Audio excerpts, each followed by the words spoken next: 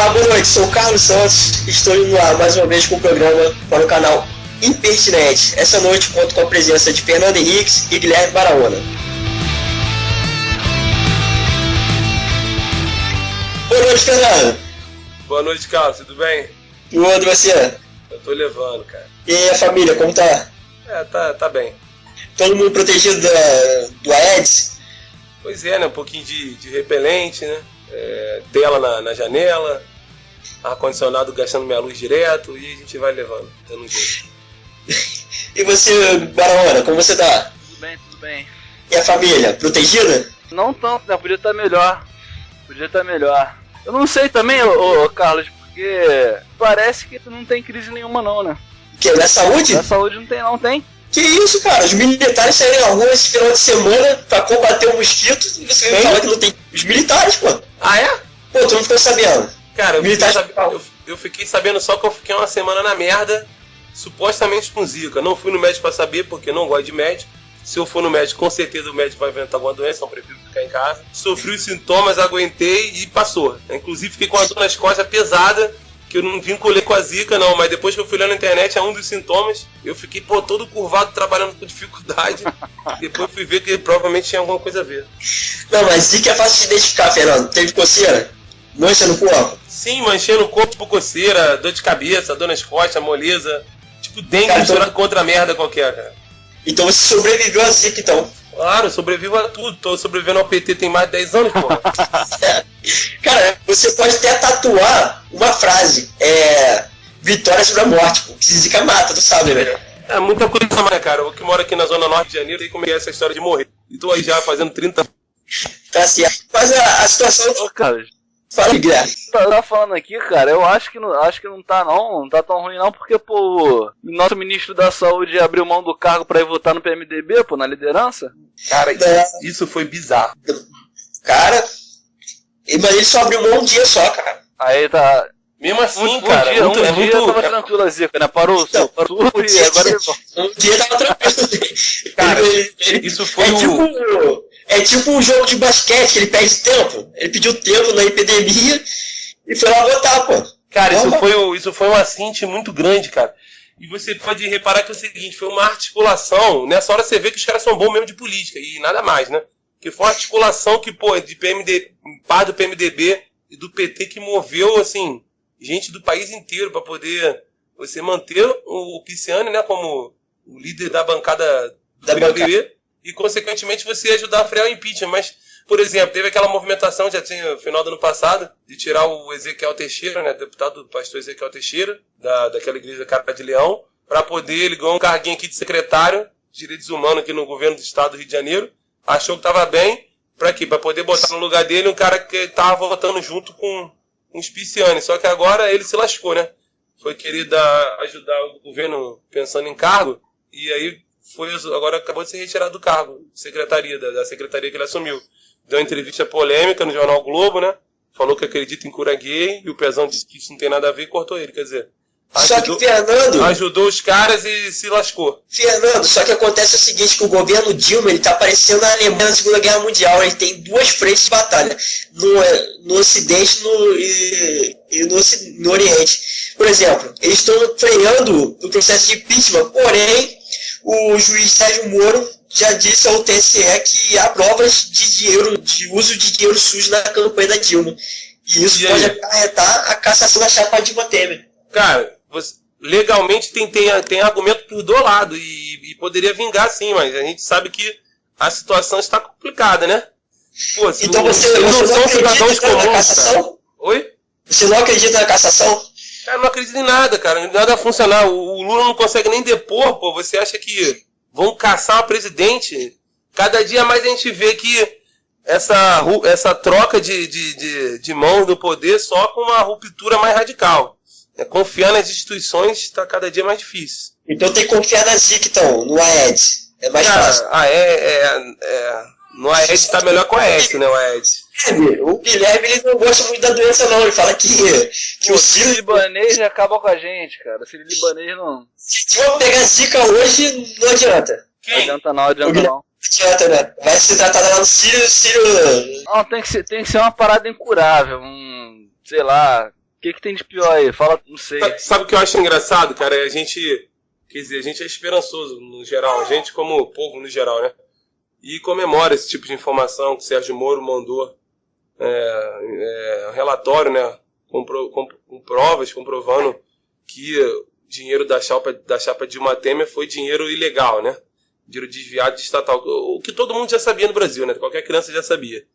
E aí a gente, claro, vai sentir aquele fio de esperança. Mas aí vem uma notícia dessa como do Lula, cara, uma articulação dessa pra impedir o Lula de depor, pô, cara. E eles tiram sempre uma articulação nova, né, cara? Nunca vi isso, cara. O Ministério Público se envolveu, não foi o lance da... Não, além de... Pois é, foi uma coisa inédita no Brasil. Aquela doutora Janaína Pascoal, uma das autoras do pedido de impeachment que o Cunha aceitou, comentou que foi algo que, né? Juridicamente no Brasil foi a primeira vez, né? Pô, nenhum outro brasileiro na história teve esse privilégio. Eu acho que você é muito cético. Sinceramente, eu acho que você é muito cético em relação às instituições. Por exemplo, o Sérgio Moro, ele dá notícias de forma entusiasmada. Você quer que a gente faça o quê? Ele é muito exceção, cara. Tu sabe que ele é exceção, né? Se tivesse no Brasil mais meia dúzia de Sérgio Moro... de primeira instância, né, cara? Pois é, ele é juiz de primeira instância, cara. A gente fica comemorando, cara, esse tipo de notícia, porque a gente não tem muito mais o que se apegar, mas isso ainda é pouco, entendeu? Um Sérgio Moro, esse relatório que ele mandou pro TSE ainda não é tudo que a gente precisa. Tem que ter mais mobilização, muito mais coisa. Tudo bem que o Moro, ele é de primeira instância, mas não é ele que vai julgar a cassação, não. Ele fez pra mandar as provas pro TSE. Pô, você acha que eu não sei? Eu só tô te falando assim. Eu não tô analisando o mérito das provas, nem a situação em específico. Eu tô falando assim, da situação do país no geral, né? Que eu tô te dizendo que é o seguinte, pela experiência que a gente vem observando, o bloco que está no poder hoje é dos mais, assim, hábeis, né, politicamente, hábeis em maldade, né? Fica até 2018, então, pra você. Não, calma aí, deixa eu concluir. Eles encontram sempre um jeito, cara. Você encontra um jeito de estar freando o processo contra o Lula, que também já tem prova cabais, né? Você está encontrando um jeito de manter o Pisciani lá. O cara saiu, voltou, quer dizer, uma bagunça. Um cargo simples que é líder de bancada. Quer dizer, a oposição no país não consegue nem retirar um líder de bancada. E a oposição ao PT. E você acha que vai conseguir tirar uma presidente? Você vai dizer, pior do que tirar a presidente anular uma eleição, cara. Quer dizer, eu tenho certeza que tem provas e eu tenho certeza que foi com dinheiro legal que eles se elegeram agora. Se vai... Então você crava, Dilma até 2018. Não, eu não cravo, cara, porque eu mantenho também aquela pequena esperança. Eu tô dizendo pra você que é muito difícil, né, acontecer. Mas assim, a gente tem que continuar com a esperança renovada e continuar criticando, falando, apontando o erro e se escandalizando. Não podemos deixar de nos escandalizar com esse tipo de coisa. Entendeu? E você, Guilherme, o que você acha? Pra mim essa esperança é só um fundo de esperança mesmo, porque eu não acredito mesmo, cara. Que isso, cara, vocês estão muito céticos. Pô, eu creio. Cara, desde que teve aquela reviravolta toda lá no Congresso, já pra mim morreu o impeachment, cara. Sinceramente, não acredito, não. Eu queria muito acreditar que existe essa possibilidade, mas eu acho que não passa nem no Congresso, filho. Nem no Congresso. Porque eles estão enfraquecendo o Cunha politicamente, vamos dizer assim, né? E o pessoal do Cunha, que estava sem eles, não daria. E pela votação do Pisciani, ele ter ganho 37-30, né? Parece que o Cunha já não tem maioria, nem no PMDB ele tem maioria. Então não sei se na Câmara toda ele tem, com os nanicos. E se passasse no Congresso, que eu acho uma possibilidade muito remota, no Senado acho possibilidade mínima de acontecer alguma coisa no Senado, né, cara? Por outras vias, eu acho mais difícil ainda, que tá tudo aparelhado, né, cara? Se achar que vai sair por TSE, pô, não acredito. Eu acho... Quem realmente melou o processo foi o STF, no caso do processo de impeachment, né? Sim. Depois daquele julgamento do STF, a esperança ficou mais realmente pro TSE. Mas, assim, analisando, isso digo assim, questão de argumento jurídico. Agora, analisando a questão, assim, o impacto que ela teria, quer dizer, anular uma eleição majoritária para presidente, aparentemente o impeachment era algo mais viável, mas o equilíbrio das forças políticas que ainda não está muito evidente, se dá ou não, digo na Câmara, né? Isso aí faz então a gente perder ainda mais esperança. se fosse por em dezembro a votação, interessante que o PT queria votar em dezembro, né? Mas me parece que tivesse sido em dezembro a votação, o PT podia ter até perdido. Agora, se for hoje, amanhã, depois, tá difícil. Tá, Fernando, mas vou ser sincero, eu acho que por via nenhuma saia, cara. Porque o que acontece? O STF tá legislando, cara. Se o TSE fizer alguma coisa, o STF se mete, não adianta. Aí já não sei se tem condição de se meter, né? Eu não sei. Eu já não sei mais o que é a função do STF, cara. Porque depois dessa última aí do impeachment... Ajudar o PT. Porra. Não, tudo bem, mas não, que diga assim, o TSE é um órgão independente. O STF tá se metendo em tudo, cara. Tudo bem, mas quero dizer pra você o seguinte, é que no TSE eu não tenho informações, indícios para apontar assim, ó, tem esse e aquele que vai garantir, né? Mas por exemplo, o STF se mete no Legislativo e na Câmara já de um tempo, porque observa que na Câmara, especialmente, não tem quem o espeite, né? Não tem pessoas fortes ali que façam um enfrentamento, que venha a público, que chame coletivo e fala, ó, o cara tá fazendo errado, tá legislando, ele tá perpassando o outro poder, entendeu? Isso foi muito pouco comentado. Então eles estão fazendo porque estão vendo que dá para fazer, né? O Cunha era uma figura forte, mas ele foi desconstruído. Infelizmente, tinha para onde atacar, né? E o Brasil, a gente vive essa repetição de você aparecer um bom nome se opondo a um outro mau nome, só que aí passa mais um pouco e a gente descobre alguma coisa ruim dessa pessoa. Fernando, deixa eu discordar. Então, vem cá, você é cético em relação ao impeachment, à cassação da chapa. Então, a manifestação marcada para março não serve para nada, então? Não, cara, olha só, eu sou cético em relação a tudo nessa vida, né? Graças a Deus. Até porque se a gente mantém as esperanças, vamos dizer, as expectativas, né, no seu lugar adequado, a possibilidade de alegria e não de frustração é maior. Mas aí em relação à manifestação, poxa, cara, tem que ter a manifestação.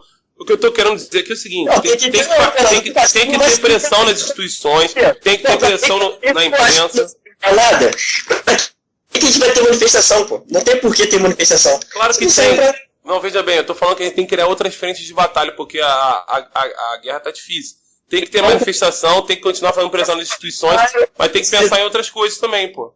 Se a gente tiver povo na rua, há possibilidade. É isso que tá dizendo. Cara, olha só, esse povo na rua domingo, quer dizer, e nem esse povo todo, entendeu? Se a gente tiver manifestação igual teve as primeiras manifestações, vai até reacender o processo aí. Mas a manifestação vai servir só para isso, para reacender aquele debate, né? Reacender o processo e de repente voltar a equilibrar o jogo e ter a possibilidade desse processo andar na Câmara. Mas não muito mais do que isso. Até vingar tem muita coisa, né? Não é só isso, cara. Eu penso da seguinte forma. Independente de ter um pingo de crença ou muita crença, o nosso discurso tem que ser mantido, entendeu? A questão das manifestações, mesmo que não sirvam para a queda imediata da Dilma, do PT, enfim, é uma pressão que, de uma forma ou de outra, acaba desvalorizando o governo dela. Sim. E o governo cai em descrédito, né? A intenção é não só, se não for agora, se a gente não puder aqui derrubá-los agora, que na próxima eleição, em 2018, eles cheguem com menos força, né, cara? Sim, é por aí. Mas olha só, vocês estão falando aí da ineficácia da oposição, mas porém, do outro lado também tem um governo que não consegue se articular. O que a gente tem é uma força oculta que mantém a Dilma no poder. Mas, por exemplo, a Dilma não consegue... Não é tão oculta assim, né? Não é tão oculta assim do tempo do Jânio Quadros, né? Mas é uma força oculta que mantém ela no poder. Por exemplo, o governo Dilma não consegue aprovar nem a CPMF de novo. Hoje, ela diz agora que um justificativo para aprovar a CPMF é combater a Zika. Cara, ainda bem que não consegue, porque isso é um escândalo, né, cara? CPMF voltar é um escândalo. Mas pode ver que cortar salário, tem que demitir vagabundo que trabalha em funcionalismo público, né? Não meter a mão no meu bolso mais não, porra. Não, mas a Dilma falou que não tem onde cortar. Aí tu acreditou, né? Cara, a questão é a seguinte, se eu vou falar da CPMF, de repente os políticos ali, alguns até que estão apoiando o movimento contra o impeachment, eles possam pensar o seguinte, que para eles seria ruim pessoalmente, né? Eles ter o nome atrelado a essa volta, que é uma coisa que que na população não tem aprovação alguma, quer dizer, todo mundo é contra. Então, por isso pensa nisso também nessa hora. A Dilma tá falando isso aí que ela não vai mais aparecer. Ela vai sumir da cena política depois de acabar esse mandato. Então, para ela ficar mal vista agora, nem adianta mais. Né? Não tem nada com isso. Agora, imagina um deputado ou outro aí, esse cara ser vinculado com uma história dessa. Ele, quer dizer, tá rolando esse medo, entendeu? Eu entendi, mas discordo. Eu discordo por quê? É seu direito. Além de estar no meu direito. Discordo, pô. A CPMF, segundo o governo, ela é fundamental para manter as contas. E você concordou com o governo, então, é isso? Não estou concordando. Eu tô falando assim, pro governo a CPMF é fundamental. Eu acho que dá para cortar em vários outros setores. Por exemplo, eu não acho que é fundamental, não, cara. Tem 31 ministérios, então com certeza dá pra cortar em algum lugar. Você quer falar, cara, você quer ver? Você diz que o governo diz que não tem dinheiro. Aí eu vou falar do governo no geral. Mas se você for pegar e olhar, aí eu falo pra quem tá ouvindo, né? Olhar a folha salarial aí do setor judiciário, está de brincadeira, né? Com o trabalhador comum e assalariado mantendo esse tudo de privilégio, entendeu? Não, que isso. Um salário absurdo aí na União e também. E outras áreas também, quer dizer, então você tem que cortar salário, você tem que diminuir, porque não tá trabalhando para isso tudo. Você tem que trazer um equilíbrio diferente, dar outros incentivos para a sociedade, né? O incentivo do brasileiro hoje é buscar um concurso e se fazer. Isso aí que tem que mudar, entendeu? Não é CPMF. Eu concordo que não tem que voltar a CPMF. Eu estou falando assim, para o governo é fundamental. E se é fundamental para o governo e ele não consegue aprovar a volta da CPMF, é porque ele não tem força, entendeu? Eu te entendi, mas eu estou te falando, ele não tem força nisso, mas ele tem força para se manter ao mínimo, né? Porque para se manter ele precisa dar uma coisinha ou outra para meia dúzia de deputados e ele já conseguiu uma maioria, entendeu? Esse mesmo deputado que tem medo de votar a favor do CPMF porque tem medo de não ser eleito. Quer dizer, é uma questão complexa. Eu digo, o governo está enfraquecido, eu concordo com você. Não é o que já foi, né? O governo do PT. Não é como era o Lula mandando no legislativo. Agora, também não tá tão mal assim para cair. Hoje não, cara, mas tudo pode mudar. Semana que vem pode estar. Se surgir um escândalo mais forte. O mal que aconteceu é o seguinte. Isso apareceu um escândalo mais forte hoje. Não, isso que eu ia te falar. O mal é esse, que já naturalizou, cara. O escândalo naturalizou. Passou o primeiro, o segundo e o terceiro, big escândalo e não resolveu, não caiu, cara. Pra cair é difícil, entendeu? O povo já naturalizou isso daí, cara. A gente tem que trabalhar, não pode ficar na rua a semana inteira, entendeu? Fazendo bagunça igual esse vagabundo da esquerda. Nem quer falar em bagunça. Não, então, aí quer dizer, você cansa também, cara, é complicado, você tem que pensar isso aí. É uma situação que, tipo assim, a manutenção, não o esquema vigorar para mais um mandato, mas a manutenção deste mandato está mais favorável para eles do que para, vamos dizer assim, para nós, né, para a oposição, entendeu? De que quer tirar eles. É mais fácil eles ficarem mais 2 anos aí, rolando, 3 anos, né? Eu vou contra a opinião de vocês. Eu acho que a parte dessa manifestação de braço. Não, que você está falando, você tá se mostrando cético desde o início do programa, entendeu? Então eu já tô. Não, tudo bem, eu sou cético, mas em relação a isso que o Fernando falou, cara, o que acontece? O Fernando levantou uma possibilidade aí de a Dilma tá atirando para qualquer lado porque não tem mais posições favoráveis dela dentro da política. Mas se você vê, cara, por exemplo, o Pezão, eu acho que o Pezão ainda tem condição de ser deputado, alguma coisa, ele não tem jeito, ele vai conseguir alguma coisa pelo PMDB, ou todo mundo consegue, ele consegue também. E o Pezão é um defensor ferrenho da volta da CPMF, né, cara? Tá entendendo? Raciocínio? Mas aí você tem que fazer o cálculo, cara. Política é cálculo, é igual matemática, impressionante. Ferrenho, porque o Pezão o Pezão é responsável pelo estado mais quebrado, cara. O Pezão tá devendo desde o Deus e o mundo, entendeu? Por incompetência, né? Não deixou pra ele nada aí, não. Você ficou o cofre pra reeleger, pra se reeleger, e aí complicou. Então acontece, ele é o defensor ferrenho, porque é o que tem pra hoje, né? A Dilma falou pra ele, vai pedir ajuda ao aliado, que é a Dilma, aí fala, precisa aprovar isso aqui pra poder fazer aquele jogo, né? Precisa aprovar isso daqui pra poder também te ajudar. Então, aí leva a banda do PMDB dele a ser a favor disso daí. Ele pensa assim, se ele não conseguir, isso pode ser negativo pra ele, né? A população. Fernando, isso. Mas ele pensa também que é negativo não ter como pagar a conta, não ter como pagar salário também, entendeu? Fernando, você tá esquecendo, sabe o quê? Que a gente mora no país que elegeu o Fernando Collor como senador, cara. O que tem, pô? O povo vai esquecer de quem CPMF... Você tá chamando o povo, então, de desmemoriado ou ignorante, algo parecido? Tô chamando de desmemoriado da CPMF. Você tá ofendendo seus ouvintes, então, é isso, senhor Carlos? Não todos. Não, pode ofender, não tem problema não. Não, mas óbvio, falou que o cara elegeu o Fernando Collor, cara, senador.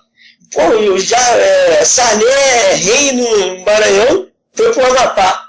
Senador pro Amapá, eu era. Pô. Que é isso? É um misto, né, cara, da própria ignorância do povo com a força que esse pessoal tem.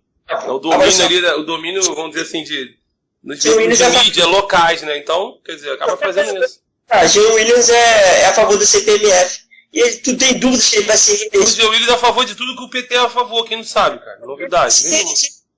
Mas o eleitor do Jean Willis, aí que tá, mas o eleitor do Jean Willis, ele provavelmente é a favor também da CPMF, porque é um eleitor que vai fechar com a agenda da esquerda inteira. Se a esquerda falar que é necessário isso daí para poder continuar os programas sociais, ou sempre as desculpas que dão, então o cara vai ser a favor. O Jean Willis não perde voto com isso. Agora, outros caras de outros partidos, né? Partidos talvez menores, aliados, que eles precisam talvez para formar essa maioria, aí sim esse cara é prejudicado se for a favor. Não, a gente tem quase 100% do eleitorado é analfabeto político. O que vai acontecer? O cara vai colocar na conta da Dilma. Ele nem sabe que o deputado federal que vai votar isso aí ou não, cara. Ele tá cagando. Na próxima eleição, ele vai votar no mesmo cara de sempre. Ele vai pegar um santinho no chão e vai votar. Sei lá, cara, tem deputado aí que... Não, isso aí que você tá falando tem muita razão. Mas tem deputado que é também de nicho, entendeu? Sei lá. Tem muito deputado, cara. 513, né? Tem deputado que é eleito sempre para aquele determinado grupo. Se aquele determinado grupo se decepcionar com alguma posição dele, ele tá lascado. Tem deputado que se preocupa com isso, sim. Eu entendo que não são todos, né? Tem gente que vai nesse teu ritmo aí.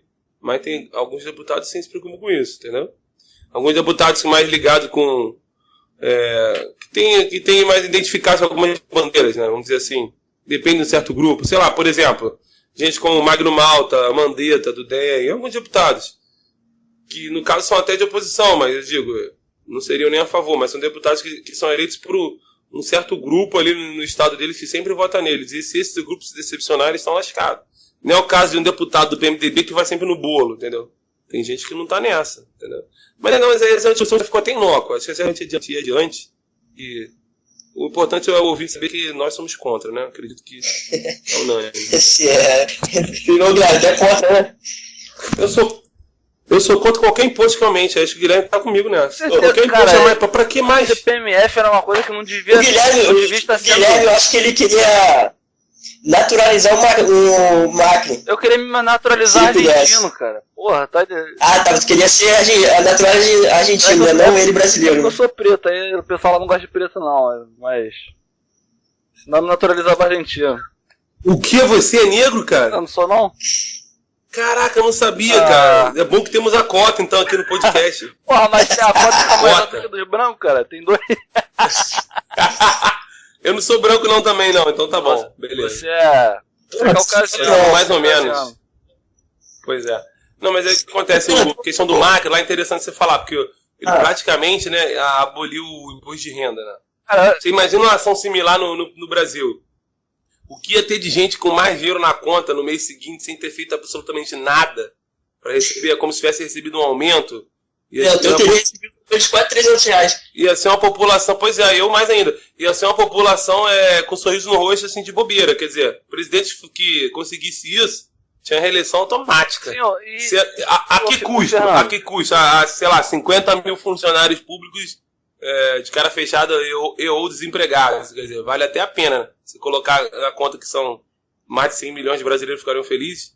Isso o ouvinte tem que ter em mente. Quando o PT toma algumas atitudes para favorecer o grupo deles, que não chega nem a 100 mil, né, no universo do país inteiro, que é funcionalismo público, cabo comissionado e um monte de coisa vinculada a eles aí, que é para aumentar imposto, para manter essa máquina, em vez de diminuir essa máquina e não falar de aumentar imposto, quer dizer, está prejudicando milhões de brasileiros em favor de alguns milhares, entendeu? Então isso tem que ficar evidente também. Eu acho que essa questão do CPMF não podia nem estar sendo cogitada nesse momento, cara. É um tiro no pé, né? Os caras estão levantando aumento de imposto num momento crítico. E, porra, tá mais que provado que isso não aumenta a arrecadação, né? A curva de Laffer tá aí pra não enganar ninguém. Cara, eu pensei na mesma coisa, cara. Porra, não existe, Explica aí a curva de Laffer. Curva de Laffer? Então, cara, tratando de forma simplista, né? Explicando de forma simplista, a curva de Laffer fala que se você aumenta demais a tua taxação sobre a receita, isso acaba reduzindo a tua arrecadação. A arrecadação. Você perde tanto que não consegue. Porque acaba o incentivo para a pessoa produzir, né, cara? Se você tá pagando mais do que recebendo, você para de produzir. Aí acaba acontecendo um êxodo também. As pessoas que têm dinheiro, têm condição de sair, preferem ir para outro lugar que vai pagar mais. É a falha da questão lá do. O dinheiro vai valer mais. A falha da questão lá da taxação de grandes fortunas, né? O nego querendo colocar 50% de imposto, 60%. Pô, foi retardada, né, parceiro? Gera fuga de capital. Ô, Carlos. Mas marxista não consegue pensar nisso não, cara. Vocês estão falando de curvas de gráfico. Marxista não consegue pensar em nada, porra. Não, pô, tá jogando apenas aos porcos. Você sabe o que é o marxista, cara?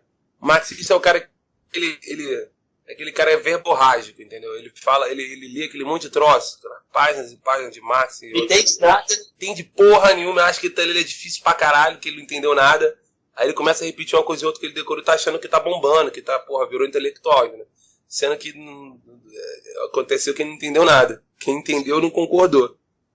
Quer dizer, é uma coisa muito prolífica, muito embolada, muito... Basta gravar conhecimento empírico. E te digo mais, todo marxista é um ladrão em potencial. Que isso, cara, faz aí melhor, né? O cara que não é... Pessoal, não sei, cara. O cara defende que o proletariado tem que tomar as fábricas. Ah, não, é verdade, pois é. Então é um ladrão em potencial, pô. Não, é um ladrão em potencial porque ele não acredita na propriedade privada, ou seja, acredita que toda propriedade tem que ser coletivizada, ele tem que se tornar pública para que seja de uso de toda a população, né? Uma coisa que a gente sabe que não existe, vai acabar sendo controlada por uma meia dúzia de governantes. Então, é um partido. Ô, Carlos. Fala. Tu tá ouvindo ninguém não direito, não? Tô ouvindo. Tá sempre falando junto, caralho, não tá entendendo nada. Aí eu paro, tu para também, eu continuo, tu continua também, porra. Tá foda. Tá mantido educação não, cara? Não, é que eu vou procurando a lição de médico. Não, mas então, o que eu tava falando é o seguinte, por esse lado, realmente, como eu não acredito na propriedade privada, são contra, eles querem realmente tomar a propriedade privada das pessoas, são sim ladrões em potencial. É o culto da inveja, né, cara? É muito baseado em inveja.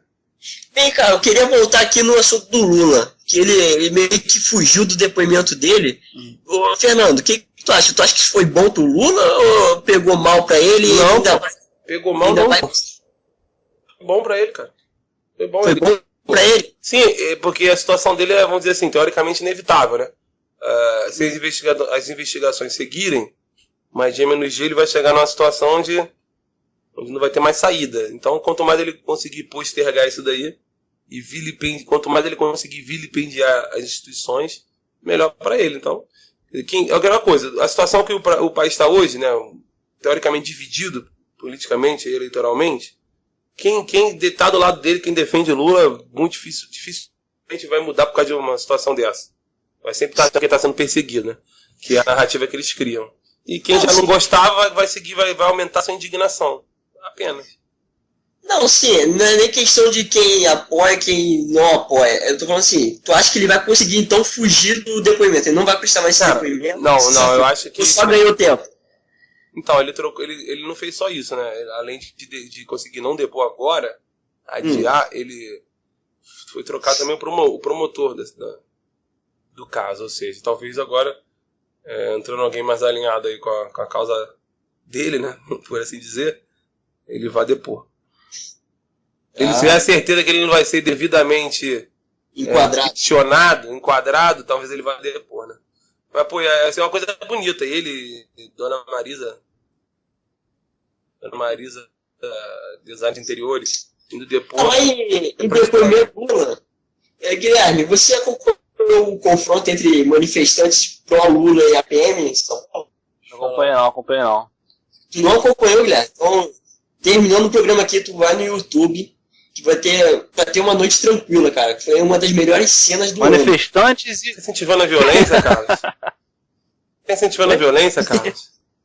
Não tô incentivando. Não, depende, eu incentivo a violência contra vagabundo. Isso aí eu sempre incentivei, vou continuar incentivando. Que não falte bala de borracha, né? Prevejo comentários aqui acusando você de fascista. Olha só, que não falte bala de borracha e grades lacrimogêneas e cacetete pros PM, cara. Cara, tá certo, mas que... teve um manifestante, cara, que ele foi dar uma voadora, deu uma cacetada na cabeça dele, filho. Que cena bonita. Que tem mais. Como é que começou a confusão? Como é que começou?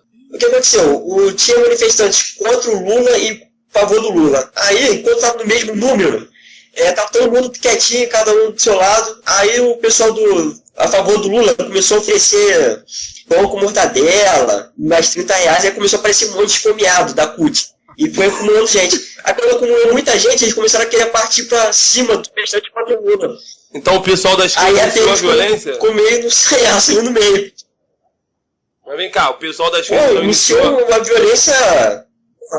Foi o pessoal da esquerda que iniciou. Mas o pessoal da esquerda não é o pessoal de bem. Aí foi na hora que levantaram o pichuleco, cara. Caraca, foi muito engraçado. Como é que é? Ele ia furar o pichuleco? Ele ia furar o pichuleco, aí ele foi furou o pichuleco, aí a PM ficou meio bolada. Acho que a PM gosta do pichuleco.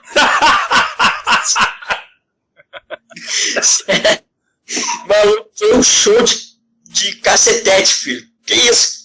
Que bonito. Carlos, deixa eu abrir um parêntese aqui, cara. Eu tava lembrando aqui, essa conversa é uma bagunça, né?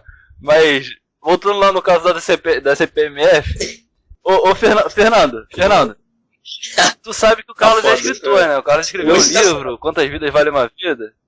Como é que você se sente, Carlos? Um governo querendo votar com o CPMF e o Ministério da Cultura liberando aí 350 mil pra Cláudia Leite. 2.000 exemplares de livro somente, hein? Cara, eu nunca... Ô, Guilherme, eu nunca vi um livro tão caro. Eu fiz uma conta aqui por baixo. Na cara de pau, ela podia pedir 50 mil reais. Assim, na cara de pau, porque, pra mim, se a obra não se paga, se ela não se mantém, ela não merece ser editada. Que isso, o autor, ele tem não, que... mas ela a Cláudia Leite é pavão, cara. Cara, eu queria ter a oportunidade de fazer uma pergunta pra Cláudia Leite. Eu queria saber o que ela vai fazer com o dinheiro que sobrar da edição do livro. Ela vai fazer um livro, uma edição especial, capa duríssima, com cravejado. Mas, ô, Carlos. Alguma coisa parecida. Carlos, ela tem que gastar propaganda, né, cara? Porque ela vai fazer o que? Vai anunciar livre micaria? Tu tá de sacanagem, né, parceiro? Guilherme, não, deixa ela anunciar, comprar do horário nobre. Um ano inteiro ela não gasta 350 mil, cara, nesse livro. É 2 mil cópias só, cara. Que isso? Tem que falar, não, depois que o que sobrar, eu vou comprar um outro trio elétrico, sei lá, vou reformar a minha casa em Salvador, porque ela vai fazer alguma coisa com esse dinheiro, que ela não vai gastar em livro. Isso aí eu tenho certeza. É engraçado ela fazer só 2.000, né, cara? É muito pouco. Pô, 2 mil.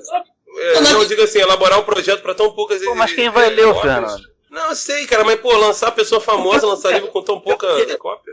É edição de colecionador, pô. Ah, entendi. O pior que o pior não foi o Ministério da Cultura ter liberado 350 mil reais, não. Foi ela ter pedido $500 milhão. Ela tem muita cara de pau, cara. $500 milhão pra lançar 2 mil cópias de livro. Cara, qualquer artista que vai tentar usar o recurso da Lei Rouanet é cara de pau, né? Artista grande, tô querendo dizer, né? Porra, sacanagem, né, cara? Porra. Foi aquela artista que pediu 10 milhões pra fazer um blog, cara. Foi a irmã da Chico Buarque. É uma dessas velhocas aí. Acho que foi a Maria Bethânia, cara.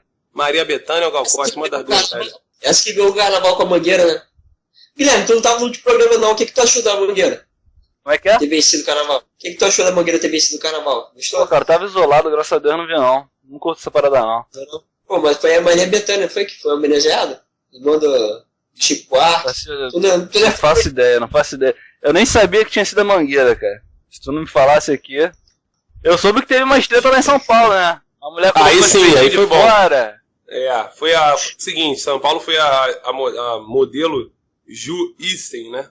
Ou Isen, que tentou fazer um protesto em plena avenida e no meio do caminho do protesto, quando ela estava tirando lá uma roupa que mandaram ela vestir exatamente para não mostrar o que ela estava querendo mostrar, que era um tapa-sexo anti-Dilma, arremessaram literalmente ela para fora da avenida, se machucou e tudo. Essa é aquela conhecida como musa do impeachment, aparece nua, pintada nos protestos, faz a alegria da galerinha lá. né? Engraçado é o seguinte, a menina até, né, vamos dizer assim, decente, né? Espírito siliconado. Agora você vai dar uma olhada no protesto da esquerda, aquela mulher que não raspa nem o sovaco. Eu li teu artigo lá sobre esse caso aí, meio escroto. Tu viu, né? Escroto, né? Todo mundo pelado e vão, porra, pelo amor de Deus, né? Nego...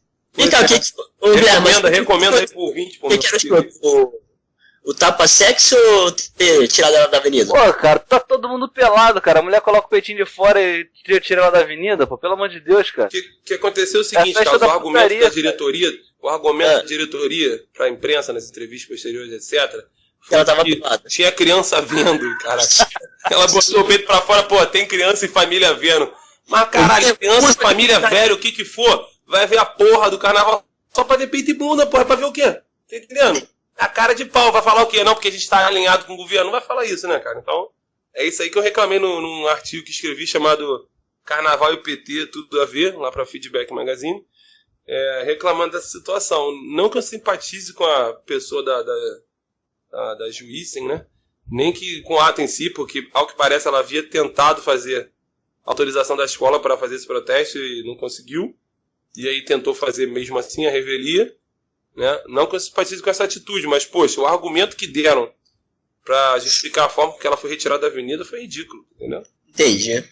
Falando em carnaval, Fernando, o governo fala que não tem dinheiro, você falou também que o Pezão é a favor da volta da CPMF, só que no Rio de Janeiro as escolas receberam, cada escola recebeu 2 milhões de reais para fazer o seu carnaval. E tem onde cortar ou não tem onde cortar?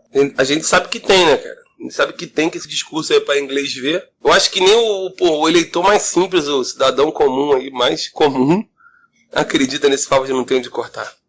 Então, Guilherme, a volta da CPMF para combater a Zika é só desculpa para voltar a CPMF, né? Só desculpa, cara, só desculpa. É uma série de não conformidades, né, cara, no discurso que viram ridículo, né? Tem a questão do dinheiro que está sendo enviado lá para Cuba. Teve corte na verba do AED, né? Tem aquela velha conta, né? Que o pessoal fala que quando você investe em saneamento básico, em prevenção, você reduz custo na saúde, né? Pô, cortaram a verba no combate, tinha mosquito lá e agora tá aumentando com saúde. Mandaram verba pros mais médicos em Cuba. O Macri fez diferente. Ainda tá com essa história? Não, Guilherme, mas eu discordo. Nesse ponto eu discordo. Não foi muita verba, não. Tem o quê? 2 bilhões de reais que foram mandados pra Cuba? 2 bilhões. Cortar um monte de ministério não dá isso, né? Que o Ciro Gomes falou. Dá bilhão? Dá bilhão. Tá. Pois é, cara. É sério, cara. 2 bilhões de reais destinados para umas médias? É sério? Isso, é sério. Por quê? O médico, o contrato é de 10 mil reais por médico. Só que cada médico recebe nem 10% desse valor. Ele não recebe nem R$1.000. E o resto desse valor é enviado diretamente para Cuba. Entendi. Então, eu não tenho aqui os números exatos. Isso eu sabia. Mas aí já somou 2 bilhões nessa brincadeira? Já tem um tempinho, né, Fernando? São muitos médicos e muitos tempos que tá... Muitos meses, entendi. Entendi a sua conta agora. Entendeu a conta? Tá mais ou menos aí. Perto dos 2 bilhões de reais. Até o Bolsonaro... O Caiado tava falando isso na sua rede social esses dias. Sabe que o Bolsonaro, que foi aí o tema do nosso primeiro programa, ele disse que isso aí não é médico coisa nenhuma, né? Isso aí é agente cubano, né? É agente infiltrado. Teve aquele escândalo lá que foi descoberto, o pessoal da Band fez uma reportagem, não deu em nada, né? Verdade. E estava mostrando o quê? Que não era médico? Não, que não era médico não. O pessoal falando que a questão dos médicos mesmo, ele pensava em colocar só alguns de fora, mas a intenção mesmo era fornecer dinheiro pra Cuba. Verdade, isso aí eu fiz também essa parada aí. Não deu em nada, as coisas, né, elas morrem, é o que eu tava falando mais cedo. A sucessão de escândalo tão grande, cara, que já naturalizou, as pessoas já se sentem impotentes pra reagir contra isso daí, entendeu? Eu falei aqui da questão do dinheiro ser mandado para Cuba. Economicamente, eu acho que faz diferença. Porque, por exemplo, está sendo mandado para Cuba, mas o dinheiro gasto com o médico cubano e com outro é a mesma coisa. Sim. Para sair do caixa. Só que é ridículo, né, cara? Você está financiando uma ditadura. Pois é. Não, isso aí deixa também um pouco evidente, né? Aquilo que muita gente acha que é a teoria da conspiração, de que existe uma hierarquia aí no dentro da esquerda latino-americana, que se organiza através do Foro de São Paulo, né? E que o pessoal daqui é, de certa maneira, pau-mandado da família Castro. Quer dizer, dá uma certa evidência disso, não é pau-mandado, é obrigado, entre aspas, a manter também o regime, porque é uma referência em socialismo, né, em comunismo na América Latina. Estamos iniciando o programa, eu queria só voltar na pauta da Zika, no assunto da Zika. Guilherme, você tem algum assunto a acrescentar sobre a Zika? Eu queria saber por que só tem microcefalia no Brasil, né, cara? Porque a epidemia tá aí pelo mundo todo mundo estudando esse negócio, tendo em tudo que é canto, só no Brasil que tem microcefalia. Eu tava lendo essa semana, na Colômbia teve 3.000 e poucos casos, em Cabo Verde teve 7.000 e poucos casos. É claro que nem todo mundo disso aí são mulheres grávidas, mas, por exemplo, acho que na Colômbia, se eu não me engano, foram 190 grávidas infectadas e nenhuma teve microcefalia. Em Cabo Verde é a mesma coisa, ninguém apresentou caso. Por que no Brasil tem? Meio suspeito, né? Meio completamente suspeito. Só que tem uma história aí que não é que eles estão querendo colocar na conta da Zika. Na verdade, esse caso de microcefalia, confere? Confere, mas o que acontece? Tem algumas linhas de raciocínio. Uma, que é meio teoria da conspiração, eu não acho que é teoria da conspiração, mas o pessoal sempre levanta como teoria da conspiração, é que eles colocam isso como sustentação, né, para a pauta do aborto, né, que a gente já sabe que isso aí já estão batendo de frente isso na cara dura mesmo, sobre a legalização do aborto, e talvez seria um incentivo a mais para a legalização. Mas aí, Guilherme, só uma parte aqui. Pode falar, Fernando. No caso, tudo bem, eles estão usando a microcefalia para avançar com a agenda do aborto, parece até evidente isso. Porém, não justifica o surto, né, no Brasil. Não tem como ter inventado isso daí, né? Não, a Zika veio lá de fora, né? Agora a questão da microcefalia... Não, eu digo microcefalia mesmo, quer dizer, alguma coisa aconteceu que gerou esse surto no Brasil. Sim. E aí estão aproveitando o surto para poder... Sim.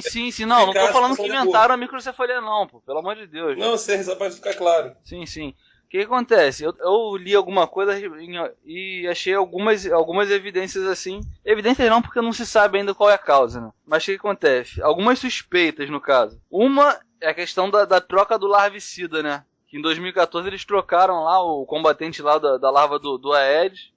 Apesar da OMS recomendar um outro larvicida lá, eles resolveram trocar em 2014.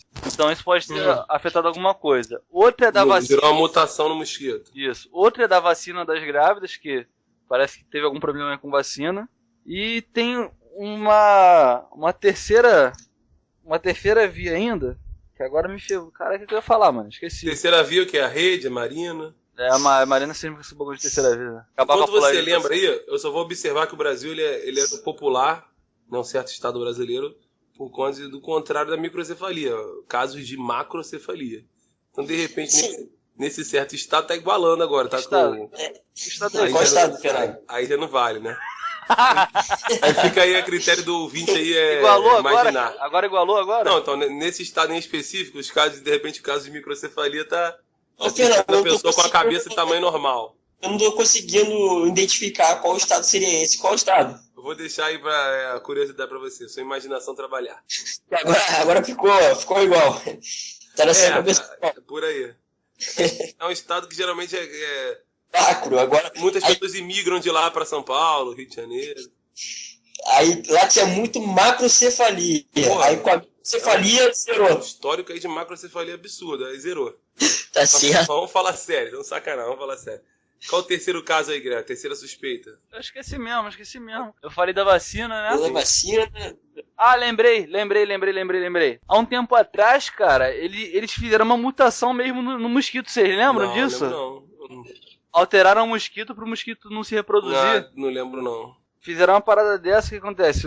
Em laboratório eles alteraram o mosquito e jogaram não sei quantos milhões de mosquitos aí no meio ambiente aí pra cruzar com os outros e não reproduzir, entendi. Entendeu? Mas sei então lá, tem sabe grande chance de ter sido alguma, vamos dizer assim, intervenção humana que acabou gerando essa consequência aí. Porque não tem lógica, só aqui que teve esse negócio. Vem cá, tu né, acha cara? que se fosse isso, Guilherme, também, não seria desse vazar alguém com o vírus já com essa mutação ou algo parecido? sair do país, e isso também aconteceu em outro lugar. É muito estranho. Talvez não tenha relação nenhuma, cara. Também, Não, eu já li que... É o mosquito, Fernando. Oi? Se eu tiver com vírus e ir pro outro país, tá tranquilo, pô. Eu não vou passar pra ninguém que transmite. Não, mas diga assim, o mosquito lhe passou... Não passa assim, claro filho. Que passa, cara. Passa sim. O mosquito te pica agora... e, sei lá, um outro mosquito te pica e cai. Porque o mosquito, cara, na verdade... Não, mas não é só isso não, Fernando. Eu tenho uma colega que trabalha na Fiocruz. Ela deu até uma entrevista esses dias, acho que foi pro Jornal Nacional, e já foi confirmado que o vírus agora eles estão localizando o vírus na saliva, no suor, em tudo que é líquido, cara. Então, existe possibilidade de transmissão sim por outras vias. Entendi. Então quer dizer que a gente tá ferrado mesmo, né? Não tem pra onde correr. Tá ferrado não, tá ferrado. Excelente. Ainda bem que tu já pegou Zika, Fernando. Zika já tô safo. É igual Não, mas eu acho que o mais importante, assim, politicamente falando, já que aqui nós não vamos entrar nas políticas de saúde necessárias para combater, é falar que você levantar a pauta de eugenia por conta de quantos casos de microcefalia for, que é inadmissível, entendeu? A gente viu aí, né, com esse surto aparecer pessoas que têm microcefalia e vivem, teoricamente, normalmente, né? Então, quer dizer, não é o que se justifique. Eu que, por exemplo, sou contra aborto, tenho caso de bebê anencefalo, não ia deixar aqui de fazer essa colocação. Então, ô Fernando, isso aí já é recorrente no estado, né, cara? Eu tô lendo um livro do Milton Friedman, muito bom por sinal, livro para escolher. Ele coloca um caso, só falando sobre intervenções estatais, né, sobre regulamentação. Ele fala de um caso de um item, eu não lembro exatamente como era, mas um item que o governo proibiu a utilização desse componente em fabricação de alguma coisa, porque falava que havia uma suspeita, eles se basearam em um estudo, não concluíram o estudo, e alardearam a população para não consumir, porque havia possibilidade desse item gerar má formação no feto. Só que depois descobriram que não tinha merda nenhuma e tal, voltaram atrás e esclareceram que não tinha nada. Tudo bem, tem um certo mérito de terem esclarecido, não é praxe do governo, né? Mas qual foi o governo, né? O governo americano? No governo... Isso, mas o que acontece? Presta atenção. Teve consequências, né? É bem melhor, né? Bem melhor. Mas o que acontece? Como algumas consequências aconteceram, né? Que diversas mulheres acreditavam que iam ter problemas com formação e abortaram a criança, né? Entendi. Cara, é impressionante. O aborto é um dos males aí que a gente tem hoje no Ocidente, que é uma pauta que avançou bastante. E é assim, qualquer coisinha que acontece, qualquer história, seja de, sei lá, violência contra a mulher, entendeu? Surto de gente estuprada, ou surto de alguma doença, parece que querem usar aborto como solução. É absurdo, mas é uma coisa muito recorrente. Como se solucionasse alguma coisa, né? Se eliminar o feto ali, não soluciona nada. Então, só para informar aí, né, que em relação à questão de regulação e respectiva remédio, né, o FDA, né, lá nos Estados Unidos, aquele filme Clube de Compras de Dallas é bem interessante nessa linha, né? É um filme assim que fala basicamente sobre economia. Você tem o pano de fundo ali de pessoas com AIDS, né, transexuais com traveco, né, com AIDS, travesti e outras categorias LGBT com AIDS, mas o filme fala mesmo sobre economia, que é essa questão de você precisar obter o melhor tratamento para você e o Estado acabar te atrapalhando, porque o Estado não caminha tão rápido, né, quanto deveria, ou quanto deveria não, quanto caminha a mente humana e as pessoas encontram soluções para os problemas, e até o órgão do Estado analisar essas soluções, as pessoas podem morrer. Então o filme fala um pouco sobre isso, e os personagens principais montam um esquema, né, que é o tal do Clube de Compras de Dallas, para poder trazer remédio de fora da fronteira que estão ajudando, são eficazes, entendeu? Eu não assisti esse filme não, mas é bem isso, né, cara? A linha de pensamento é essa mesmo. Às vezes as pessoas ficam muito nessa terceirização de responsabilidade, de colocar o Estado num papel paternalista, né? E não medem consequências. Às vezes, por exemplo, eu sou um defensor do livre mercado. Não acho que livre mercado como é que eu posso dizer? Bagunça. Panaceia resolve sim, tudo. sim. Não, tem seus defeitos. Mas cabe a nós medimos se as medidas que vamos tomar para resolver esses defeitos são mais eficazes do que o problema que nós temos, ou se vai complicar ainda mais. E é justamente o que acontece na área de saúde, né, cara? Isso sim, mas eu achei estranho você falar que o livre mercado tem seus defeitos, não entendi. O que eu enxergo geralmente é o seguinte, cara. O livre mercado é como se fosse o natural das coisas, né? O natural, relação mas com justamente... trocas naturais. Ou seja, os problemas Sim, que são inerentes a eles são inerentes à humanidade. Os problemas de escassez, os problemas que são inerentes à nossa própria existência, entendeu? Então, seria do sistema em si. Não, tudo bem, só para esclarecer, porque para não passar mal entendido aí para algum outro. Não, é justamente para eu falo justamente sobre não criar essa visão utópica, né, cara, de que tudo vai ser o país das maravilhas. Não, vamos continuar tendo problemas, mas isso é do ser humano, cara. Não somos máquinas, né? Pois é. O Carlos vai reclamar que a gente está se estendendo, cara, mas só para dar só uma fala importante que a gente entrou em economia, que é aquela que dizem, né, muito falado como a primeira e mais importante lição de economia, que é o princípio da escassez, né? As pessoas geralmente de esquerda não pensam dessa forma, não entendem isso. Não entendem que os recursos, todos eles, são escassos. Eles precisam ser produzidos, as pessoas precisam se esforçar para gerar recursos. Então, as pessoas, o cara geralmente socialista, ele quer dividir as coisas antes de dizer como é que ele vai conseguir obter esses recursos. Então, o princípio da escassez é a mensagem com a qual eu termino a minha participação nesse podcast nessa noite. Muito obrigado pela sua participação. E, Guilherme, você também muito obrigado por estar com a gente hoje aqui. E agradecer também você, ouvinte, por estar nos acompanhando e por o nosso canal Impertinente. Até a próxima. Boa noite. Boa noite.